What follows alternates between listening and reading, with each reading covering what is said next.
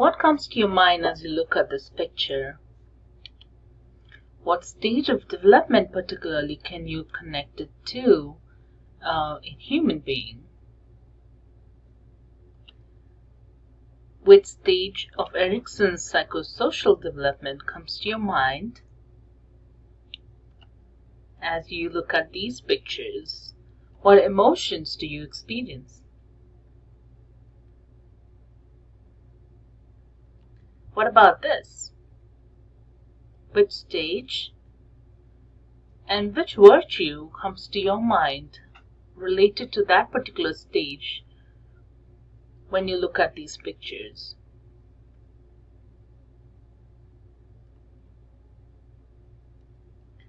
Here's one more.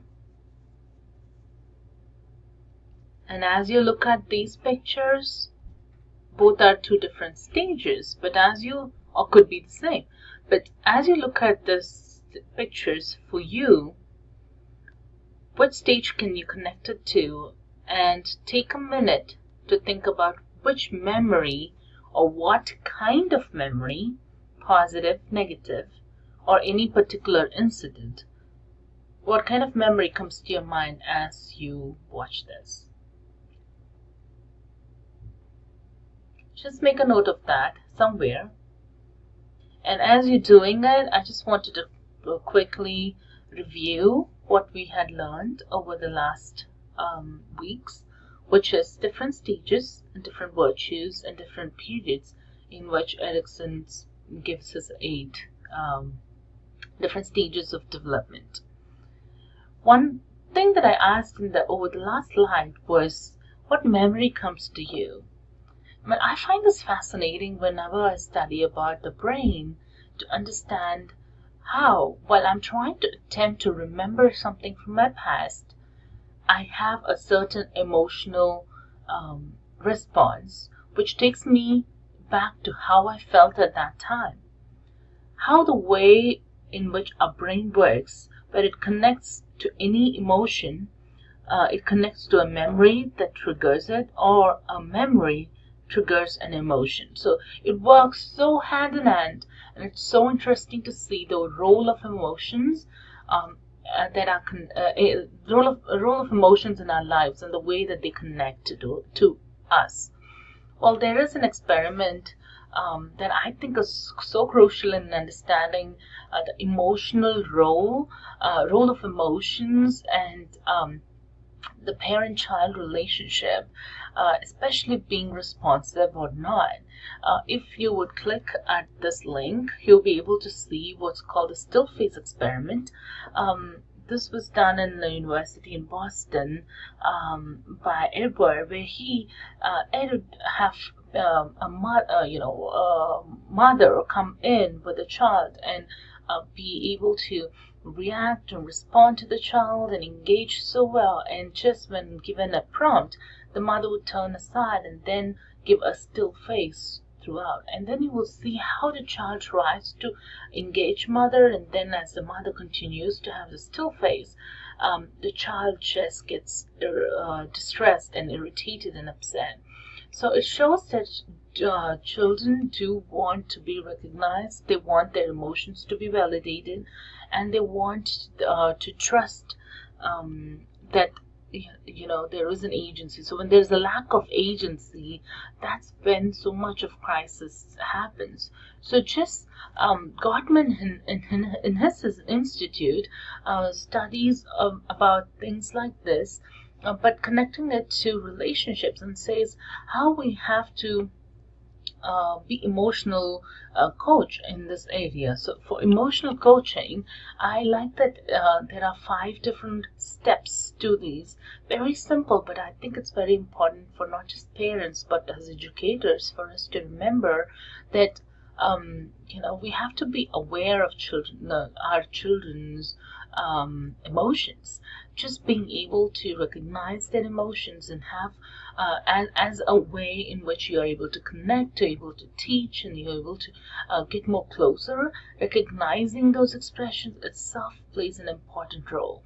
validating their feelings and listening with empathy and enabling them to label emotions and helping them to label it, like to say, oh, are you happy?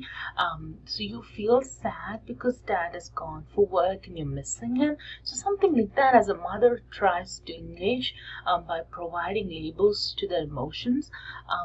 It's said that it's a way of coaching, being an emotional coach. So setting limits and boundaries also is helpful. It helps them to solve problems, deal with situations that are not that are challenging, that are not positive. So just a mother or an educator, educator's role as an emotional coach is so vital, and more often not something that we think about. Well, as I talk about all this, I'm sure some of you have checked out thinking, well, I am far away from working with kids. I don't like kids, or I'm not a parent, or I don't have anybody who's a kid. So I have news for you. This still face experiment still relates to you, because that is something that every relationship we have, a dynamics that's so connected to this, where when our partner, when in this case, I'm referring to a close partner, could be your spouse or could be your dating partner, but it could also be in the context of friendship. So Gottman's research talks about what's called bids. So in every relationship, we continually bid with the other person, and when our bids are turned away, or when the other person turns away from the bid, without having the personal emotional connection, that's an equivalent of having a still face. So the result of what happened to the child as years passed, that's the same thing that you could expect in any kind of relationship. So what can you do about that? Well, simple things in any relationship is to just be there to validate feelings and emotions of the other person. Be engaging, be truly genuinely interested when they share something, ask questions when they share something, make them feel that you are interested in knowing them, to understand where they're coming from, what they're saying, before you would want to be understood, before you want to give advice, especially males, right? So just simple things like this help so much in relationships. I know some of you had asked me to talk a little bit more about attachment styles, to know, and I'm sure some of you have taken the quiz already to know which is your attachment style. But I want to hit on a point which I could not in the previous class. So attachment styles, just to quickly review, could be secure and insecure. The secure one, where child feels that there is consistency, reliability, and security in their childhood from their caretakers, which as an adult they translate that or transfer that security in themselves and in their relationships with, especially intimate relationships, and in the context of friendship. They're able to take risk and be independent, and feel secure.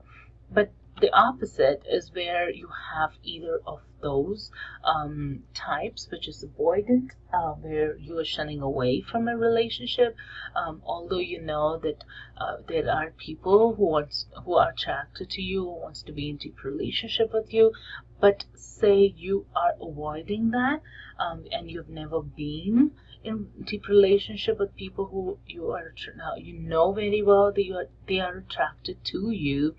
It is what's called the avoidance style.